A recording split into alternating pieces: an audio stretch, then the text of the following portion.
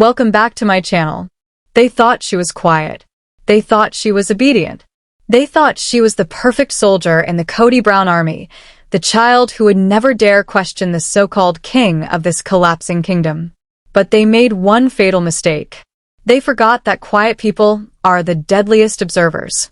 For 10 long years, while the cameras captured the chaos and the adults devoured each other with ego and insecurity, Aurora Brown was taking notes. Not metaphorically, literally. Every argument, every manipulation, every moment Kody screamed at Janelle or reduced Mary to silence, every financial inconsistency, every whispered late-night conversation, all of it was documented. And then last week, the bomb dropped. A manuscript disappeared from her room. Today, we're diving into the brewing war over what insiders are now calling the Brown family burn book, a document so dangerous, so explosive, so career-ending that it allegedly exposes the true financial reality of Kody, past the truth about the nanny scandal and the real reason the family fled. Utah sources claim Kody has already hired a criminal defense attorney to stop this from ever seeing the light of day. But it's too late. The leak has already begun. This is the story they never wanted you to hear. And if you're here because you care about the truth, if you're tired of the polished TLC narrative, then smash that like button for Aurora and subscribe with notifications on. Because this channel is the only one willing to dig through the documents, decode the leaks, and expose what the network is terrified to touch. Let's rewind for a moment. Let's go back to the beginning and understand how a single manuscript could be valued at a rumored $2 million. To do that, we need to look at the author, Aurora Brown. In the vast, messy universe of sister wives, Aurora has always been painted as the fragile one, the anxious one, the emotional one. The daughter Kody scoops up and carries out of rooms like a helpless child, the one who obeys Robyn without a single question. But insiders are whispering something very different now. They say this wasn't weakness. It wasn't fragility. It was strategy. When you grow up under a narcissist, you have two paths. You can fight, like Gabe and Garrison, and be punished for it. Or you can disappear into the wallpaper, become invisible, become the perfect observer, a spy. And that's what Aurora allegedly became. Crew members from Flagstaff have been murmuring for months that Aurora is far sharper and far more aware than anyone realizes. While Robyn manufactures tears and Kody adjusts his hair in any reflective surface he can find, Aurora sits silent in the background, watching everything. Rewatch the footage. Who is always in the corner of the frame?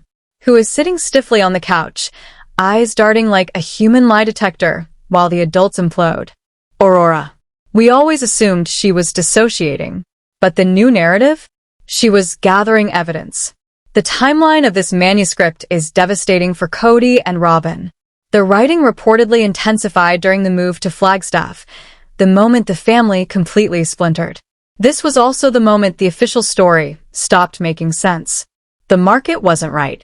The numbers didn't add up. The fear of Utah laws didn't match the timing.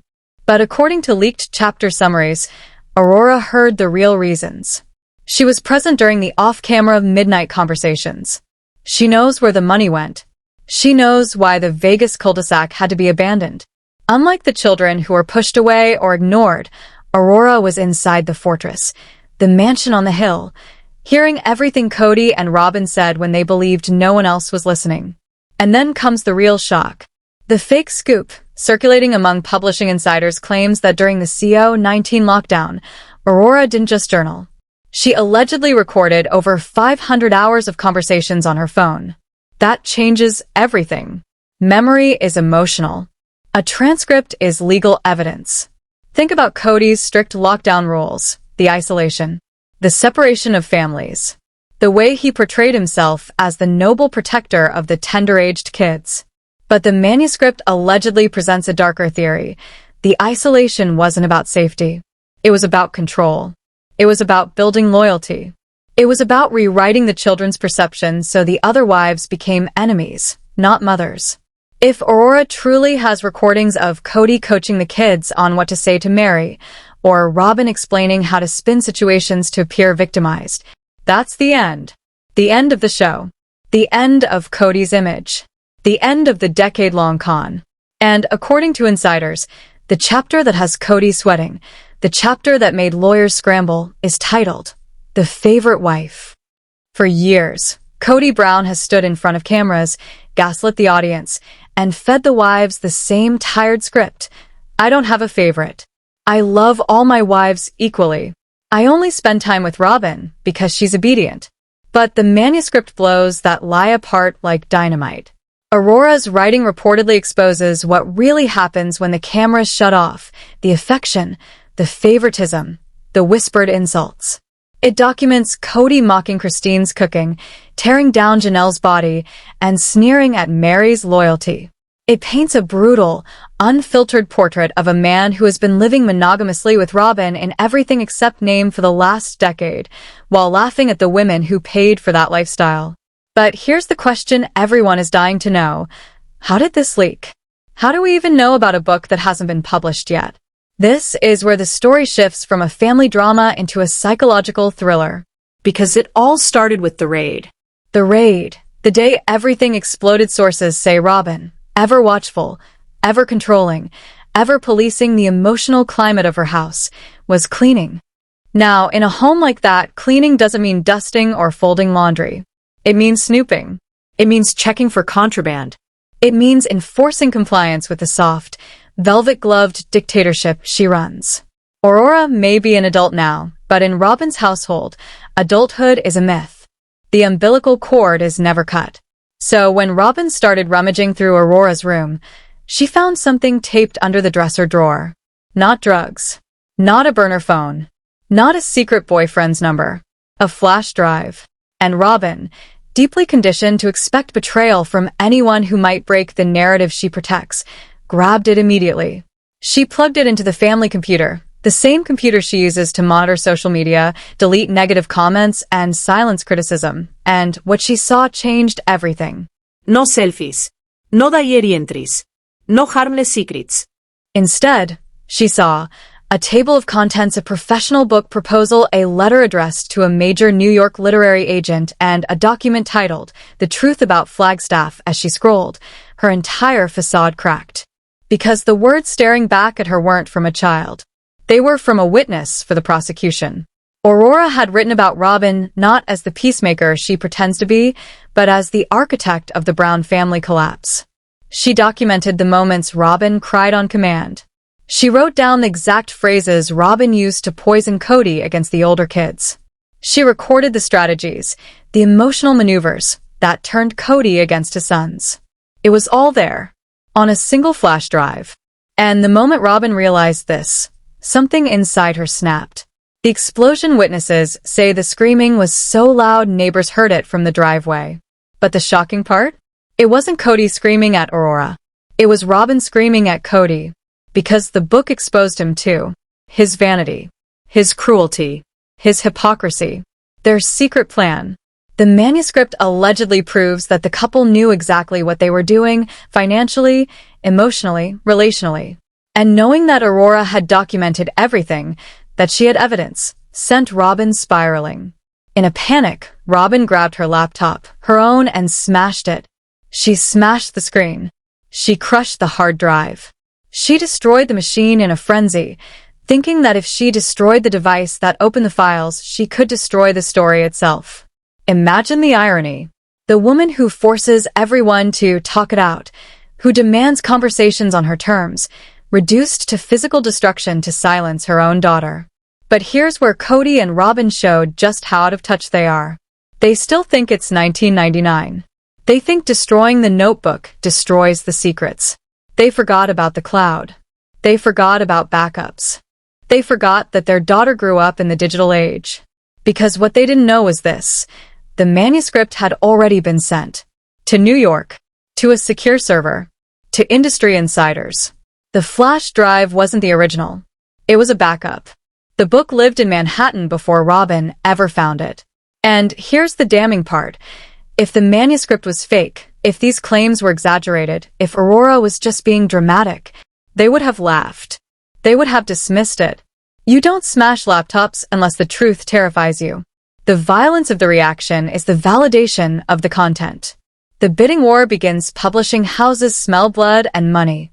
Sister Wives is collapsing. Christine is gone. Janelle is gone. Mary is gone. The show's storyline is stale, stagnant, and suffocating under Kody and Robyn's misery. A memoir from inside the so-called loyal faction is a nuclear bomb. It's the plot twist no producer could ever script.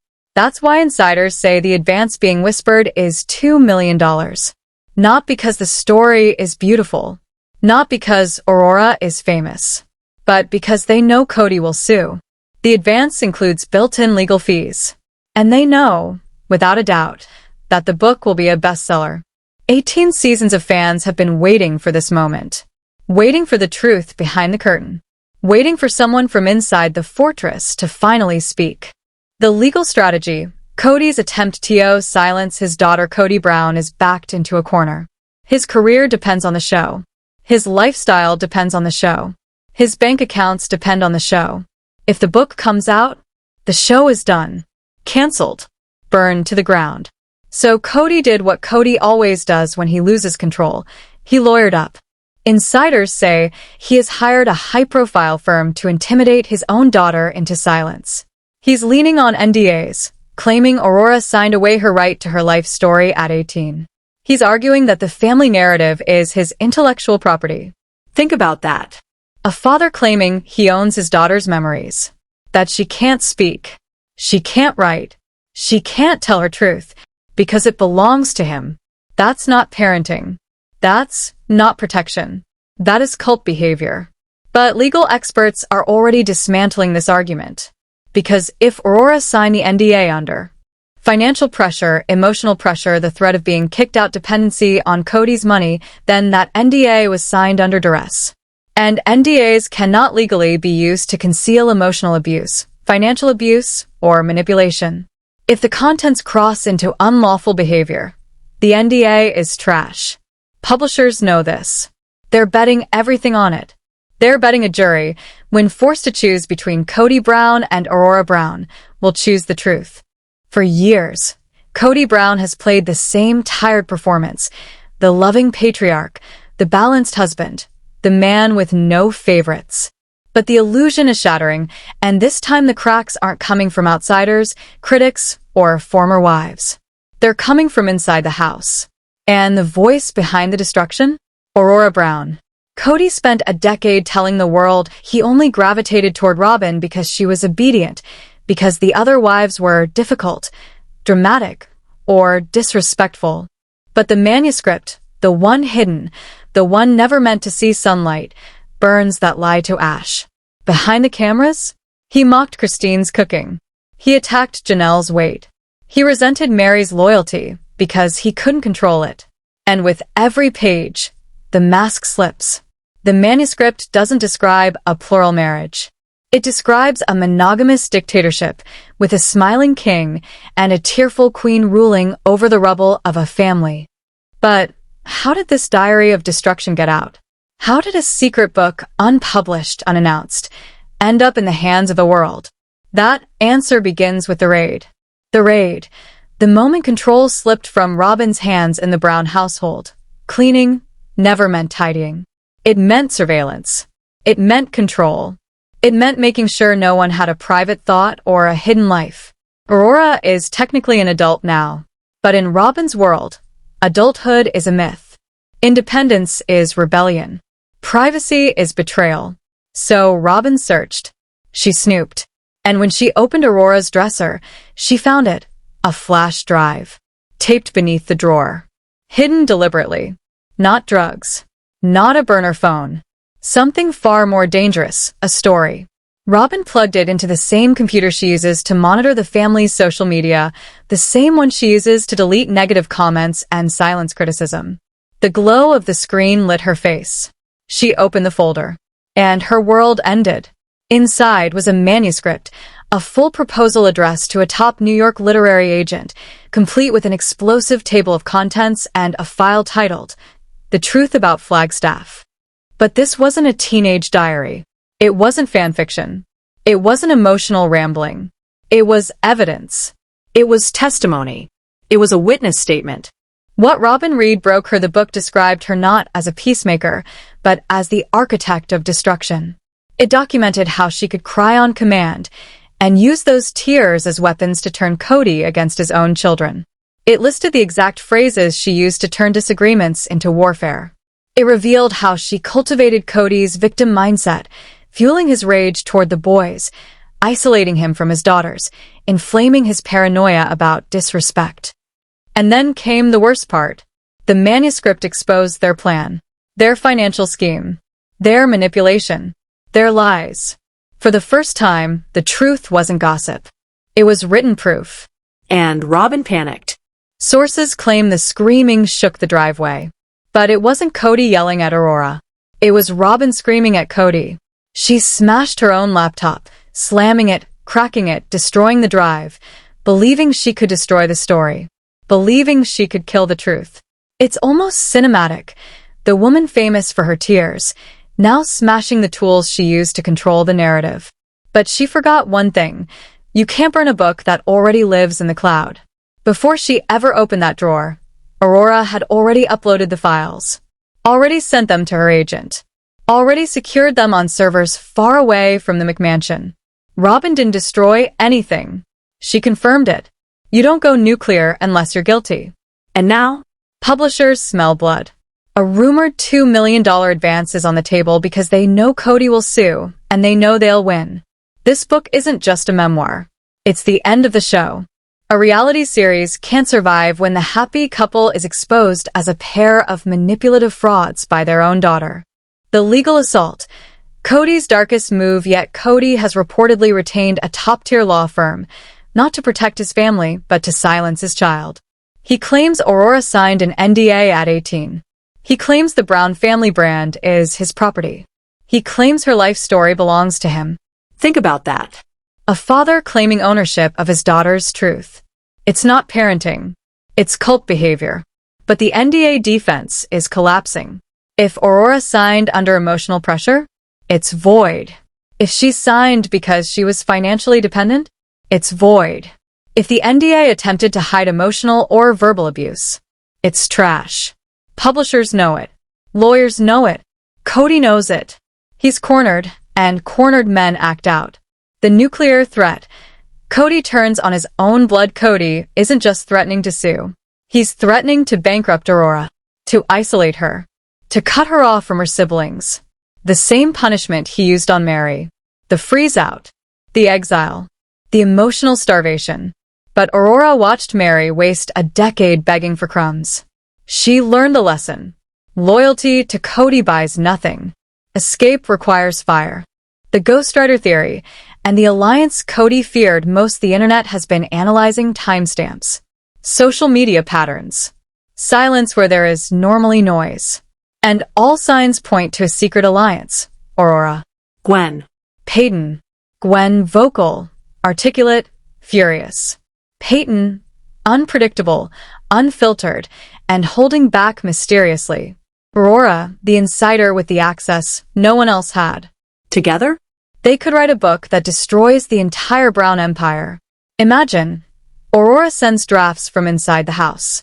Gwen edits from the outside. Peyton adds the boys' perspective.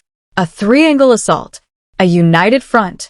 The very thing Kody spent a decade trying to prevent. And if Kody sues Aurora, he will have to sue Gwen and Peyton, too. Dragging Peyton into a courtroom would be catastrophic. He would say things that would make the manuscript look tame. Kody knows this. He's terrified. The leaks, Coyote Pass, money, fraud. Early leaks from the manuscript include a devastating chapter on Coyote Pass, how money from Christine, Janelle, and Mary was funneled into assets under Kody and Robyn's names. How the Coyote Pass dream was a deliberate stalling tactic. How Kody admitted he would never build there. How the land was used to keep the wives hopeful while he lived out a monogamous fantasy. This isn't just family betrayal. It's financial fraud. The IRS will be interested. Lawyers will be interested. The state will be interested. Kody knows it. The nanny reveal. The truth behind the question. What does the nanny do? The manuscript allegedly answers it. The nanny wasn't there for childcare. She was there for Robyn, to manage her anxieties, to buffer her meltdowns, to do the parenting Robyn refused to do. Aurora and Brianna reportedly raised the younger kids themselves, while Robyn criticized Christine and Janelle for working and mothering at the same time. She was outsourcing motherhood entirely. The hypocrisy is staggering. Why now? Aurora isn't stupid. She's trapped financially, emotionally, physically. The book is her escape, her education, her ticket out, her revenge, her truth. And Kody never saw it coming. He expected rebellion from the wives, but betrayal from the good daughter? That cuts deeper than any divorce. The adoption lie exposed. The manuscript also revisits the adoption storyline, a storyline Kody used for sympathy and ratings. But Aurora's account reframes it entirely. It wasn't love. It wasn't bonding. It was assimilation, erasure, pressure to abandon biological roots for Kody's ego. It's devastating. The Brown Empire isn't cracking. It's collapsing from the inside. And Aurora, the daughter Kody thought he had molded into a disciple, has become the whistleblower who might bring the entire dynasty down.